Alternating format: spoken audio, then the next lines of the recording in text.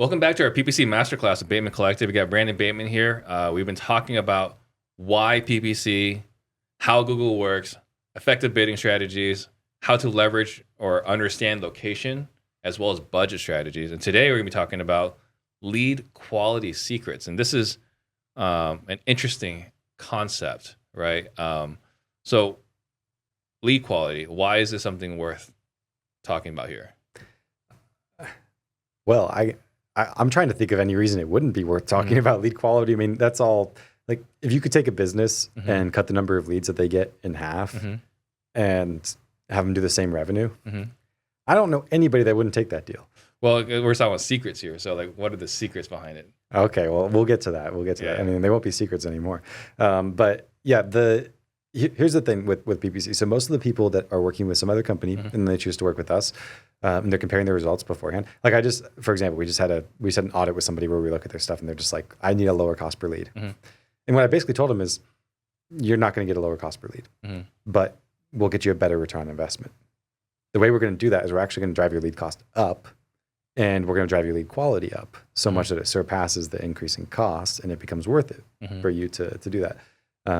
And they're like, you know what? Actually, I don't want lower lead costs. Now I want better lead quality. Like that's what matters to me. So lead quality obviously matters a ton. The thing is, how you get it in Google Ads is so different from what people think.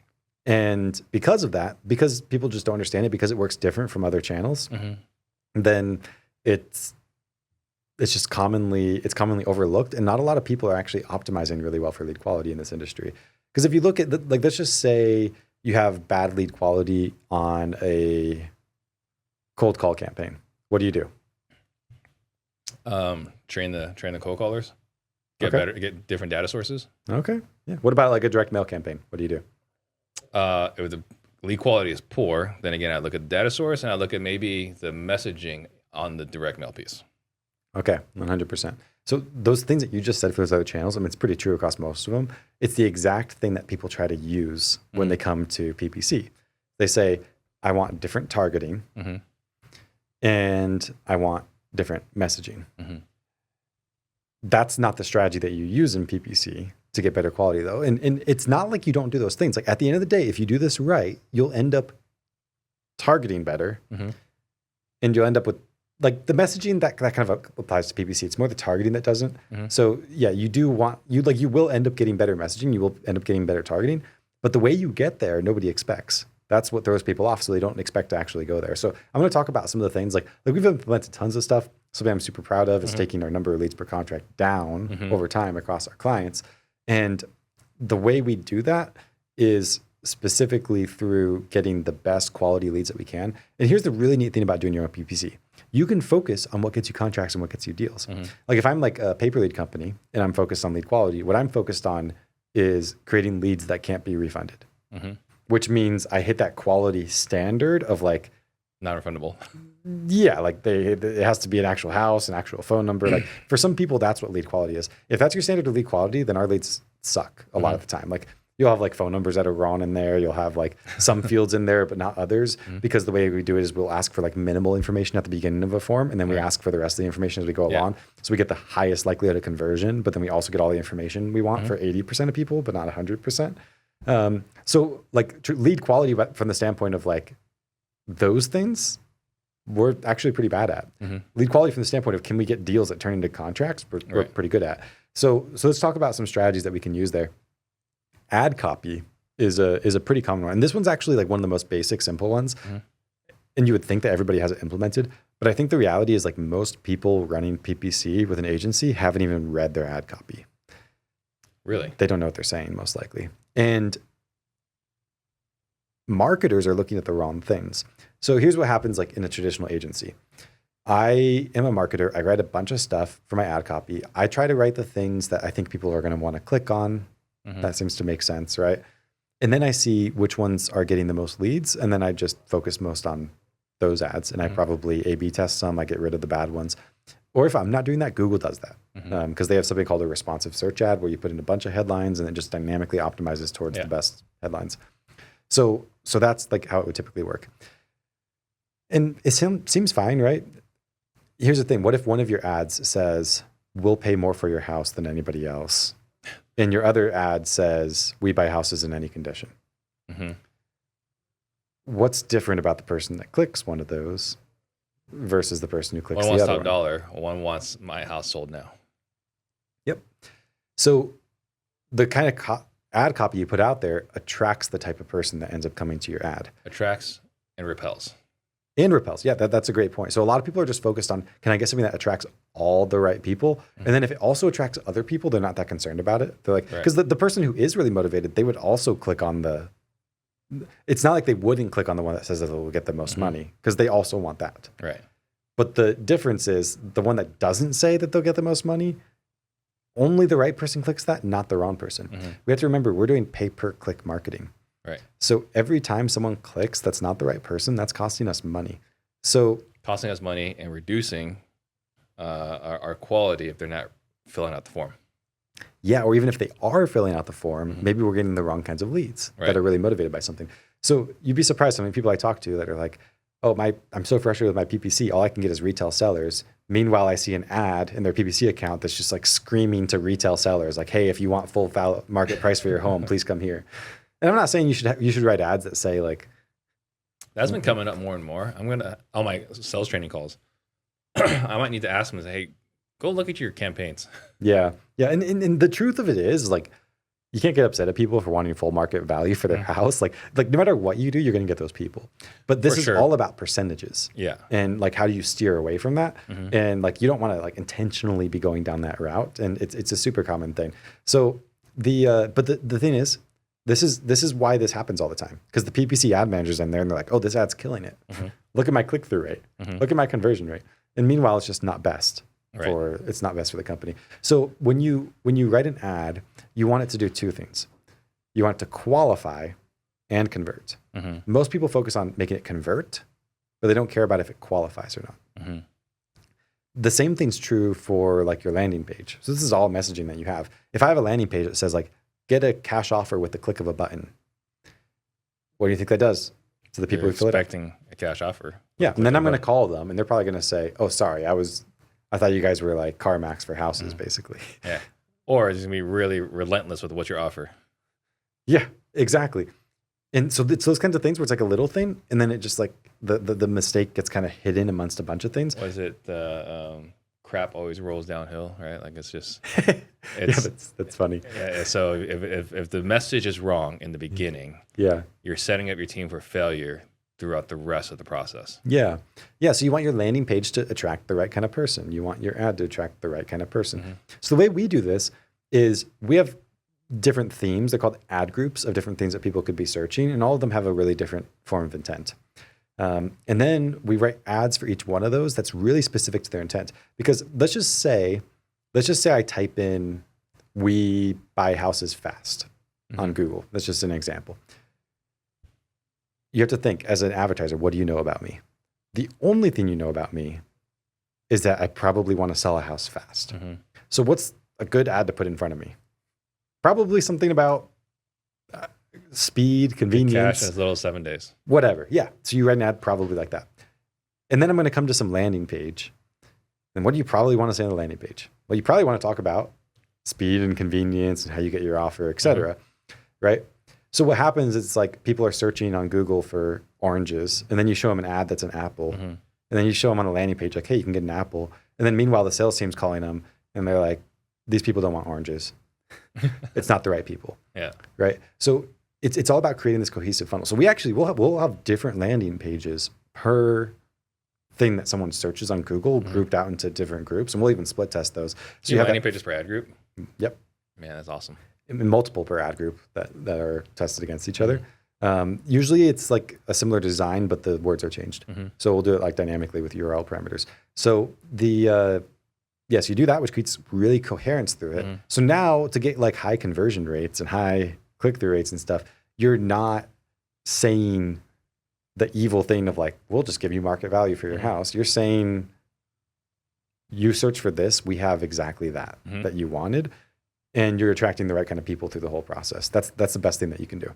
Yeah, I can't remember if it was like Perry Marshall or Perry Belcher, where they talk about breadcrumbs, which is like your ad. This is not Google, right? But there's an ad, maybe a Google display ad, right? You got like a purple sweater and blue font, and you click on that ad, and the landing page has green sweaters and orange font, and you just given this client massive cognitive dissonance. Like, am I on the right page? I don't know if I'm on the right page, right? I clicked on this ad for a purple sweater, and I'm over here looking at green sweaters. Like, what happened here? Yeah. And sometimes as marketers, we way overestimate the cognitive resources that people are going to bring to our websites. Right. I had a situation, this was outside of real estate, where like we were doing the same thing where this is back in the day, we were trying to like match the landing page to the thing. And I tried like just matching it, but like making it what I thought was a better landing page headline. And then I split tested that against one that was like, it literally just said the same thing the ad said on the landing page, like word for word. And it sounded way more dumb because ad headlines don't translate to landing page headlines super well. And that one worked better. Right. Because they didn't have to think to realize it was the same thing. There's just like simple continuation. For sure. So it's like if someone uses the word fast, you probably want to use the word fast, not the word quick, even though it means the same thing. It's like it's easier for them. You have to picture every person surfing the internet like a toddler, just bumping into stuff and not really thinking things through. Well, we all have short attention spans, and I think they're saying like at this point where our attention spans are competitive with goldfish, which is like horrifying, right? Yeah, that is extremely horrifying. So you have to design your marketing pieces to reflect that. Yeah, it's the lowest common denominator of the people who could be. I'm not saying there's nobody who's going to like think it through, but there's going to be a lot of people who don't, and that's what's really important. It's the same reason we prioritize like landing page load speeds really heavily, because like if your landing page load speed is slow, then you will lose people before the page even loads. Yeah, they're going to swipe back or hit the back button. Yeah, and then Google hates you. Well, it's actually, people don't realize how bad that is, because on one hand, like, yes, you lost that person, and it's pay per click marketing. So you literally just paid for a click, and then the next action that was supposed to happen was them seeing your page, and that didn't even happen. Like that's like it's like you're delivering direct mail to the people, but it goes to the wrong mailbox or something. Like it's useless. The other thing is it'll lower your quality score, and Google will actually make you pay more for similar clicks, because you're not actually adding value to their ecosystem in the way that they want you to add value to their ecosystem. So that's pretty bad. So anyways, ad copy, landing page copy, just coherent, simple message is really important. This next one is when we get a little bit more technical. So in Google, there's something called conversion tracking. A conversion is kind of exactly what it sounds like. People ask, is a conversion a lead? Is a conversion a deal? It's like a conversion is whatever you make it, right? It's what you're telling Google, like, I want this thing. So you can think of it like you're just running ad campaigns, and every time somebody does a certain action, then you give Google a high five. You say, good job, Google. Yeah. And then Google learns from that, right? So what happens is the way that 99% of marketers do this is a conversion is the submission of a lead form. Yeah, opt-in. Yep. Usually it's going to be like they fill out the form. After that, they go to the next page. When they're on that next page, we fire the conversion action, right? So I have people coming to me all the time that are like, for example, getting tons of listed leads, because that's a problem with PPC, because there will be people searching for like sell my house fast because it's on the market and not selling. It's been 8 days on the market, Brandon. Don't you understand? Yeah. Or it happens a lot when like the market just cools off a little bit. Like, so the realtor, when they talk to them, was like, oh yeah, we'll get offers like the first weekend. And then, by the time they actually get it listed, that's not the circumstance that we're in anymore. Right. So yeah, that happens all the time, right? And then every time they get one of those leads, they're basically like high-fiving Google saying, give me more of these. And then they're coming to me saying, I'm so frustrated, I have so many listed leads. And I'm like, you're high-fiving Google every time you get a listed lead. Right. Why are you doing this? So like how you report your conversions is really important. There's something called lead sculpting. This is another one of those things. I don't know if I made it up or if I stole it from somewhere else. I'm pretty sure we coined this term. I don't know for sure that we did. So I heard it from you, so I'll take credit. Yeah. So the idea of lead sculpting is that you like sculpt out some leads that are not just the type that you're looking for, to give Google a little bit more relevant of a feedback signal that you are getting what you're wanting. So the idea is like, instead of just when someone fills out the form, we report the conversion. What we would do, like to tell you exactly how our lead sculpting works now, we'd ask them a few questions, and based on how they answer those questions, we would choose to report the conversion or not. Like one of those being, is your property listed on the market? And if the answer is no, then that could be a conversion. If it's yes, then it won't. We also like scrub the phone number against a database of phone numbers to see, is it a legitimate phone number? If it's not a legitimate phone number, we don't report a conversion. We also check like the IP address. If it's an out of country IP address, then we don't report it as a conversion because it's more likely to be spam. So there's all these like different things that we do and we filter it. So at the end of the day, we report less conversions. You know what I actually found out recently is we've started to gain a reputation in the industry amongst other agencies as like the agency that has really poor converting landing pages. Because other agencies will look at our stuff and they'll be like, oh, they only have like a 10% conversion rate. Their landing page must suck. Meanwhile, the way they would measure conversion rate as like all leads, we'd be hitting like 25%, but we're just cutting out a lot of those, not counting all those as conversions. And it makes it look ugly in platform. You're like, I'm paying so much money for these conversions, but they're more qualified. And what that does is that trains Google on how to find more and more of those people that you're looking for. And it makes it so you're not giving Google like these irrelevant quality signals. Right. Yeah. So basically it's, we're filtering out, I'm trying to think, I can't think of an appropriate example. So I'm trying to like, give some more thought here. Yeah. Right. But you're basically, you're going shopping, right? You're going shopping here, and you're only bringing back exactly, like, hey, I would say I want to get a sandwich. You say, oh, what kind of sandwich? I was like, well, I want roast beef, mayo, whatever, right? You go out and you bring me back a roast beef sandwich with mayo on it. This other guy is just bringing back sandwiches. And in those instances, he's feeling pretty good because he brought me more sandwiches. Yeah. But you brought me back exactly what I wanted. 100%. That's exactly how it works. Or like, there's a pretty simple parallel here with cold calling that a lot of people would understand. Like, let's just say a cold caller gives you a bad lead, and then you go and message them and say, that was amazing. Thank you. What's probably going to happen? See more of those bad leads. You're going to probably see more of those bad leads. And Google works just the same way. So like, people try to make Google evil for giving them bad leads. Meanwhile, they're the ones positively affirming Google for the leads that Google's giving them. Yeah. And this is where you have to be careful, because if you were like, some people say just optimize for deals. If you were just like feed deals as conversion actions, there's not nearly enough data points. Like, Google has tens of thousands of predictive features, and we're like putting that together with 2 deals a month, and it's supposed to learn like what's predictive. It's not enough data, right? It's take way longer to get the right data. Yeah, and still it needs recency of data too. So Google needs usually at least about 30 actions on the conversion per month, just to give you a little bit of an idea. So you should be getting one of whatever you optimize for per day. We have some ways around that we can talk about, but that's like for normal people, that's what you want. So so that's a simple thing that you could do. And it all happens on the landing page, and all just happens with the form software. And it makes your metrics in the platform look really bad, but it changes your quality of your leads. And we've used that to fix some pretty major issues with clients. So then do you have lower quality score as far as Google keywords goes? Do you have a lower quality score because you're quote unquote converting less? Or can you submit multiple goals on your campaign? You can submit multiple goals, but not as primary actions. So it actually converts towards them. But Google doesn't use your conversion rate to mean anything, because conversion rate could be measured differently by different people. Because if that were true, then I could set a conversion as like a page load. And I'd be like, I've seen it happen in accounts before where I log in and I'm like, okay, this account has 500 clicks, 630 conversions. 130% conversion rate. Like, this doesn't look right. It's phenomenal.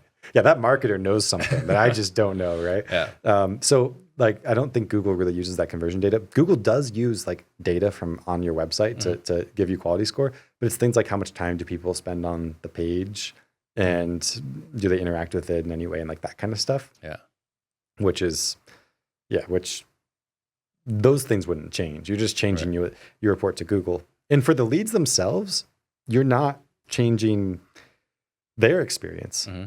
So people are thinking like, oh, maybe I'm filtering the lead out for this reason. I'm not filtering the lead out. Like, it's listed on market I'll still give it to the client. Like they can see what they can do with it. If they can't do anything, then fine. But I'm not like, if we already paid for it, like sure, we'll send it along. But the difference is we're still going to take it, but we're not going to try to make more of those. Right. So that's where like a lot of people are like, well, you just increase your lead quality by just filtering out leads that aren't going to close. Like that's not actually that helpful. We don't actually do that. We don't filter out. It's all. So the only reason you do this is because it changes your targeting, right? So well, it goes back to the automated and then the tens of thousands of data points. Yes. So Google knows more as like, Brandon likes these people. Brandon doesn't like these other people. Yes, absolutely. And it's because to Google, someone listed on the market versus not, they might look the same. Yeah. Until you give it enough data for it to recognize a pattern there. And then it starts to learn these people are good, those people are bad. Yeah. Just like it's trying to learn these people convert, those people don't convert. Yeah. Google's basically the bouncer here. You're like, hey, if they look like this, let them in. If they look like that, don't let them in. 100%. And just like any machine learning algorithm, like you could make an AI bouncer. You just show it like 1,000 pictures of people who should be let in, 1,000 pictures of people who shouldn't be let in. Yeah. And then it would learn how to do one versus the other. Yeah. But the problem is if you're giving it mixed feedback and you're kind of going back and forth, then it's not as useful. Right. So that's lead sculpting. Super valuable strategy. The one more that gets even a little bit deeper into this is called offline conversion tracking. So, like people ask what offline means. I'll try to like simplify it. So let's just say you're looking at online versus offline. Online is like a click, an impression, a view of the landing page, a submission of a form, maybe even calling a phone number from the landing page. That's all stuff that happens online. Offline is stuff that doesn't happen online, like stuff that happens in my CRM, or maybe it's still on the phone, but it's like outside of like the page and stuff like that. So if you look at like your funnel, your whole marketing and sales funnel, it starts with things that happen online. We paid our ad spend online, and we got impressions, and we got clicks, then we got conversions or leads. All that happens online. And then the whole bottom of the funnel gets offline. The thing is, like in the bottom of the funnel being like, how many of those leads are net leads, and how many of those are opportunities, and how many of those are contracts, and how many contracts fall out, and how many are deals, and how many dollars do we make from those deals? Like those are the offline actions. So it's funny, as you go through this whole funnel, the deeper you get into the funnel, the more relevant those things are to our business goals. However, the less data we have of them, and the more difficult they are to track for Google. So Google knows things that happen online. It doesn't know things that happen offline. So tracking and optimizing based on offline actions is something that we've seen be very, very valuable. And it happens in a few different ways. Like and we do it different for different clients depending on how much volume they have and stuff like that. Like you can at times like optimize for a specific offline action, like as the conversion goal. You need more volume to do that. There's even cases where we use that offline data to just tweak parameters within Google. Like certain things, like we have a certain ad group. Our best lead quality ad group right now, home buyers, believe it or not. 11.7 leads per contract if someone searches for home buyers on Google, which isn't what a lot of people would say is like the best keyword. Right. But it is. And that's why you use data, not just like your own feelings. We have, I could show you all the data. There's a lot of it that you'd be surprised. Like I'm surprised that performs as well as it does. Or like, did you know that on computers, the average number of leads per contract is about 20.4 versus on mobile phones, it's just over 14 leads per contract. How do you know that? Offline data. Yeah. So there's a lot of like stuff like that. So you can tweak these parameters of like, I can tell Google, well, if it's a lead from a computer, I don't want to pay that much money for it because the leads from computers are more likely to be out of area because they don't have GPS technology, and they're actually slightly less likely to be retail. How do I know that? Offline data, right? So it's super, super valuable. And it can also help paint a picture for Google of like which kind of person you're looking for and which one you're not. The thing is, like if you're working with an agency and you don't have a specific process for giving them data, a feedback on like an individual lead basis about what's happening with it, then your process is broken because like you use all these marketing dollars to generate all these leads, and you know exactly which dollars produce which leads. And then you know that all these leads turned into all these deals. You know exactly which leads turned into which deals, but you don't connect which deals come from which marketing dollars. Most people have like that first part and then they have that second part, but they don't put those things together to understand like the whole funnel and what's happening Because the reality is a PPC campaign that gets a 5x return usually has like half of its spend on something that has a 10x return and half of its spend on something that has a 0x return, right? So this is how you optimize. This is how you actually make things better. How do you report that back to Google? So the way it works is if somebody fills, so every click that happens on Google has something called a click ID. And that's like so many characters. I want to say it's like, I'm just guessing like 100 characters of like numbers and letters, and sometimes even like, I think there might be some like symbols in there. I don't know for sure. I'd have to look at a few of them, but like it's, because you imagine how many clicks come from Google. They've got to have like the string be long enough so that they can have a unique ID for every single one of those. So they have that. And then what happens is it goes into a URL parameter. So this is like in our circumstance, we have our landing page, batemancollective.com/disruptors. I could add a parameter on that, like a little question mark, and then I could say GCL ID, Google Click ID equals, and then this query. And that's a way that you like send additional information. So Google will append that when it goes there. You have to program on your landing page a way to pull that information out of the URL into the form. And then you end up reporting to Google a list of those click IDs and then additional data of what happened with those people. So yeah, you basically capture it when you collect the lead, and then you later report it. And you say that these people sold. Yeah, I mean, we report all kinds of different actions, like how deep they get in the funnel, because that's the thing with like funnel optimization. You want to kind of go as deep in the funnel as you can, but not too deep, because just sold is too deep for most companies because there's not that much data there. If you tried to optimize Google based on that action, then you'll just be getting so little feedback that it's not super useful. It's like, so appointment scheduled, perhaps. That would be a mid-funnel action that you could optimize for. Gotcha. Exactly. So we would do all of them and then just dynamically like use them based on how much data we have. But yeah, that's exactly the point. It's like optimizing based on the whole funnel. And like I said, if you're not doing that, like if you don't have some type of connection between Google Ads and your CRM, or like you're giving your agency feedback on individual leads, like you can't be doing that. Here's the thing: the agency needs to hold their team accountable to your results.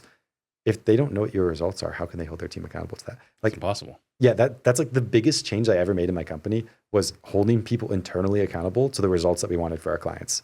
And then all these problems that were problems, and you're like trying to make this happen, trying to make that happen, they go away because they're incentivized. Because everybody's incentivized and they're trying to make it happen. But if I don't have that data, then how can I even do that? Right. It's not possible. Now you guys are now on the same team. Yes. Yeah. Yeah. The last thing I'd say is, as you introduce some of these like deeper funnel optimization tactics, you're going to create some issues with like trying to optimize for an event that just doesn't have that many actions. I'm going to I'll show one thing, and if we can just blur out the name of the account or something on this in the final post-production. Yeah. Not trying to show like a lot of personal data here. But for anybody watching on YouTube, I will like show this as an example. So I'm pulling up an account here. And what I'm going to do is I'm going to look in this account at how much or how long and how much money we've spent on a particular campaign. So I can see here in this account, we spent $171,000 on this campaign. So remember when we talked about like bid strategies, we talked about automated, manual bid strategies, how there's different types. Well, in this case, we're using an automated bid strategy, which, like I said, we did a lot of manual bid strategies before, and we just haven't been able to make them work as well as the automated ones. This one's called Target CPA, where you kind of optimize for a certain cost per whatever action you're looking for. So that, you can think of like the data I'm looking at here as sort of like the history of how much data is fueling the algorithm. There's actually a bid strategy report that I can click on here. And this tells me like what data is Google using to optimize this campaign. So you can see here, like for examples of things that the algorithm's learning that are a little bit benign that Google's comfortable sharing. Not like there's going to be other things that are a lot deeper, but like mobile phones are doing really well on weekdays from 10 a.m. to 6 p.m. Like that's a signal that Google's learning about conversion. The state of Washington from weekends from 9 a.m. to 5 p.m. is going really well. New Jersey, not doing so hot. We Buy Ugly Houses converts higher. Home buyers converts higher. Open Door converts higher. Desktop devices are converting higher right now here. We have specific lists that we're targeting, right? So these are examples of signals. So remember, it was like 160,000 or something like that spent in this campaign.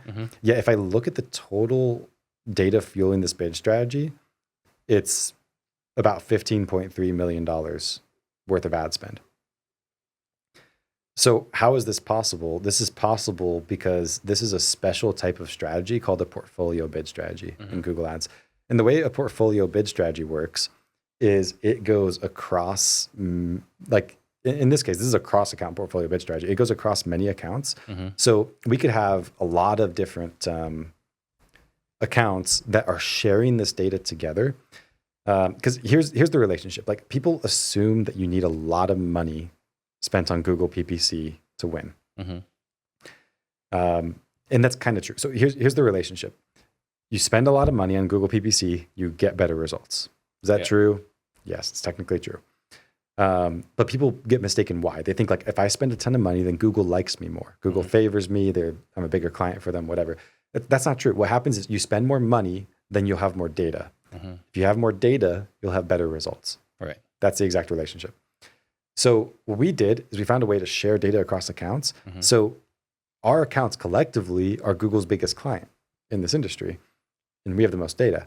So you spend small amount of money, and then you have the most data, and then you get the best results, right? So you don't have to spend all the money to get all the data to have the best results. And even for people, like let's just say you're spending $100,000 a month on PPC.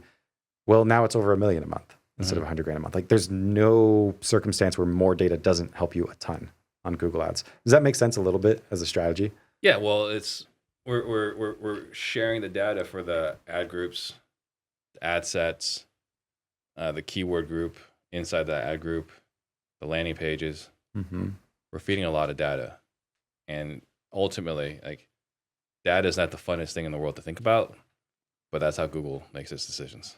I agree with you, except that data is not the funnest thing in the world to think about. I think it is. But yeah, not for everybody. But it's 100%. It's super powerful. So yeah, and a lot of people think with that because there's kind of like two types of PPC agencies. There's the kind that like let you own your account, and the kind that don't let you own your account. Are you familiar with this like dichotomy that exists? Because like when you're running Google Ads, if they let you own your account, then you're better off if you ever were to leave them, versus people use it as like a way to like hold you hostage. Yeah, you're basically held hostage if the agency owns your account. And it breaks my heart when people, because like when they sign the contract with the agency, they don't realize that's what happens. That was one of my first questions with you. Yeah, do I own the account or do I not? Because if you don't own the account and you're working with the agent, like for me, that's a red flag. Even if the agency's performing fantastic, like I would run really fast from that relationship, because it means like as soon as an agency crosses the line of like, we're now retaining clients by force, not by serving them really well, it's just a bad line to cross, you know? Yeah. Like I'm going to do something that's not in the best interest of the client to retain them. That's just, it's an ugly path to start going down. It's probably something that works when you're small as an agency. Yeah. When you're larger, you have to probably be on Madison Avenue in order to get away with that. Yeah, likely. Or you just work with people that don't know any better, which is pretty common. But so a lot of people think like, because we like basically what I'm super proud of is we found a way to use data from other clients, because all these agencies that say like you have to use our accounts, like it's because it's our proprietary data and whatever, which is just not at all like that's not how it works. Yeah, but I would say of all the things we've talked about, that's probably the number one question. First question you should ask is who owns the data?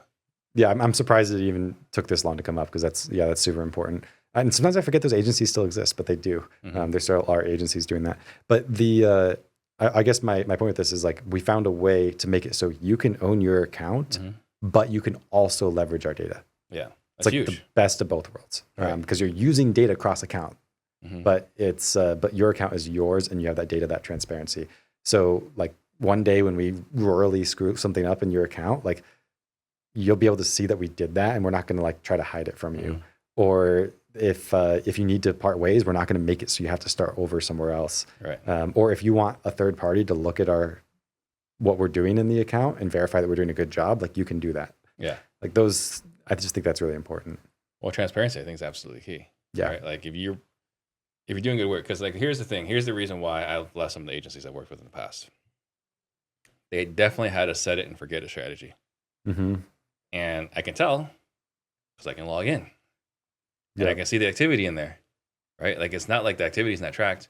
The activity's tracked inside the account. It's true. Right. So there is a lot of transparency, and it's always a fun conversation. And there's also like I've seen agencies before I audited. I'm like, they're like way too busy in here, and they're not actually doing anything useful, you know? So you kind of have to like, anyways, if like I said, if anybody like has any doubt and they want a second look at their account, like batemancollective.com/disruptors, that's the place to look. And we do these audits and we do them free because, you know, we just try to add a lot of value. Like that's part of, like, it's always been, like, I even had people asking me if they can pay me money to audit their account. And it's like, no, like, I only do it free. That's the only way that we're comfortable doing it. So, we have one more module, but we have our Q&A that we haven't really talked about yet. So the Q&A, how do they get to the Q&A right now? Yeah, so there's a couple of links that have been thrown around throughout this. One of them is batemancollective.com/toolkit-disruptors. And in that one, like, once you sign up for the toolkit, if you want access to, like, there's a lot of stuff in there, and we can talk deeper about it another time. But like specifically like an 8-part masterclass just on Google ads. We got a 3-part masterclass on Facebook ads. We got location strategy stuff. We have how we do our bids, our account maintenance checklist. There's just a lot of cool stuff there. So yeah, once you get in there and you after you sign up for the toolkit, you'll see a link to register for the Q&A, and we'll email it to you too. And yeah, we'll be doing that once we get all these episodes out, and it'll be a great opportunity to like ask specific questions about this. And if you want to work with us, of course, you can go to batemancollective.com/disruptors, and that's how you sign up for a strategy consultation with my team. All right, perfect. So, so hopefully you guys got a lot of value talking about lead quality secrets, how to maximize lead quality. Again, like, we're nerding out. This is kind of what we do. And then make sure you tune into the next one where we're talking about how the top teams do acquisitions with PPC. We'll see you guys on the next one.